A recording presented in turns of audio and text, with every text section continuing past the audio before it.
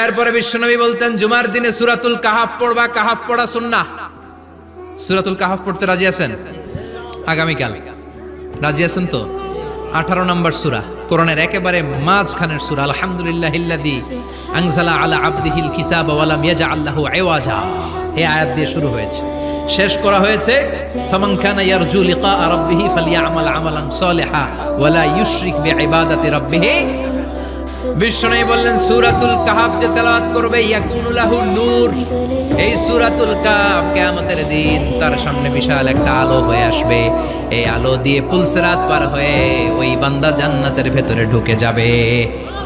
আবার বিশ্বনবী বলেন যারা সূরাতুল কাহাফের প্রথম 10 আয়াত তেলাওয়াত করবে জুমার দিন, শেষের 10 আয়াত যারা জুমার দিন তেলাওয়াত করবে, দাজ্জালের ফিতনা থেকে তাদেরকে মুক্ত রাখবে কে? সুবহানাল্লাহ পড়বেন না?